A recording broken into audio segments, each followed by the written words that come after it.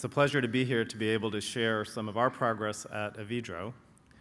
As a practicing ophthalmologist, here are my required financial disclosures, and relevant to this presentation is just my role at Avedro.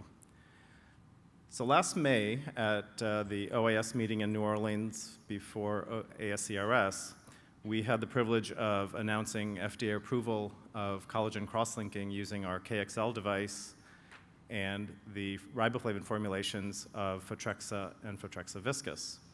Since that time, on July 15th, we received a secondary indication of approval from the FDA for corneal ectasia following refractive surgery. We now have devices that have been shipped across the country and riboflavin that has also become available. So now we have treatments actually occurring in the US with patients as well as clinicians who have been anxiously awaiting it, very excited to be able to offer treatment. So it's certainly been a very busy time at Avedro. Within the company, just to update, we are run by or moderated by a board of directors that is very experienced in healthcare, certainly within ophthalmology.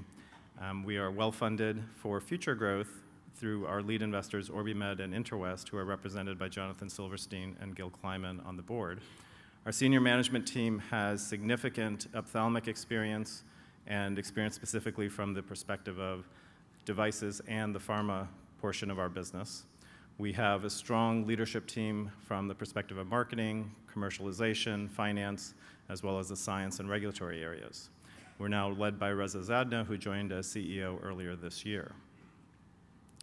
Globally, there have been over 140,000 cross-linking procedures performed. We are the market leader with, we believe, over 50% market share in each of the 60 countries in which we distribute. Outside the US, many of these treatments are done with our accelerated technology as well as riboflavin formulations that are transepithelial. In addition to the keratoconus and ectasia treatments outside the US, treatments are combined in many situations with refractive procedures such as LASIK, PRK, or SMILE Extra. Within the US, we have a direct sales and service team and the only GMP formulation of riboflavin. So if we turn to the future, as Emmett mentioned earlier, what is possible with cross-linking? I would suggest thinking of it as a platform for future treatment applications. Photorefractive intrastromal cross-linking comes from an understanding that when you treat the cornea in a focal manner with cross-linking, you get a differential effect in the periphery or other areas of the cornea based on varying elasticity.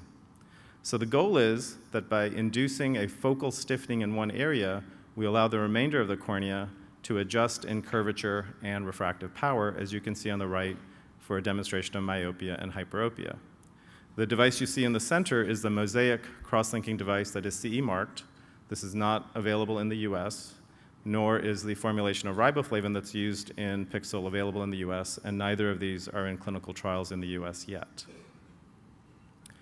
Here's a demonstration quickly of a procedure performed by Professor Mazzotta in Italy, where the riboflavin drops are being instilled, epithelium is on, the device is placed over the eye. This device is customizable, it can track the eye, it can import topography, and you can create any pattern on the surface of the cornea. And the UV light then is applied on the surface of the eye. As you can see here, this is an accelerated pulse treatment that allows the oxygen to be regenerated. So why Pixel? Why a new category of treatment for low myopia and a novel refractive procedure?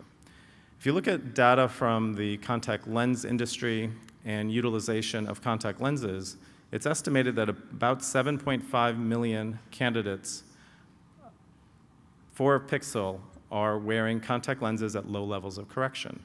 And these are patients that generally don't consider refractive surgery, LASIK, PRK, SMILE, as a viable option because they often think of it as too invasive. So these are patients generally not seen in our offices, and they generally are patients that are comfortable with their current optical use of glasses or contacts.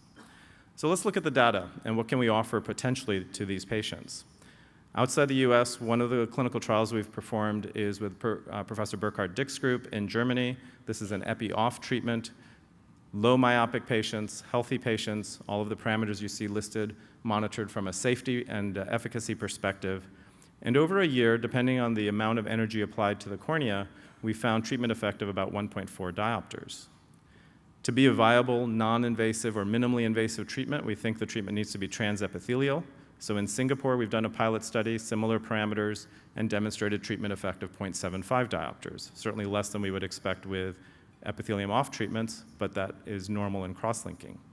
We have multiple trials ongoing outside the US that are transepithelial with oxygen and looking at parameters that may allow us to increase efficacy as well as refine the treatment algorithms.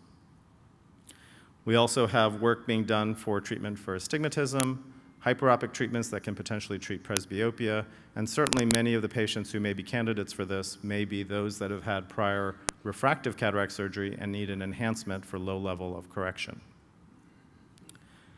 So we believe that Avedro is well positioned for ongoing success. We have the only device in the US that is FDA approved for the treatment of keratoconus and ectasia. We have the only GMP approved versions of riboflavin. And outside the US, we have Pixel in development as a CE-marked, non-invasive, refractive surgical procedure. Our experienced management team is operating a globally commercial enterprise that has a tremendous market opportunity. So in closing, I would welcome all of you to our educational symposium that is being supported by the Cornea Society, and we have a tremendous faculty of very experienced cornea specialists, many of the people who are involved in the development of cross-linking itself, corneal cross-linking in the US, what you need to know on Saturday night. Thank you very much.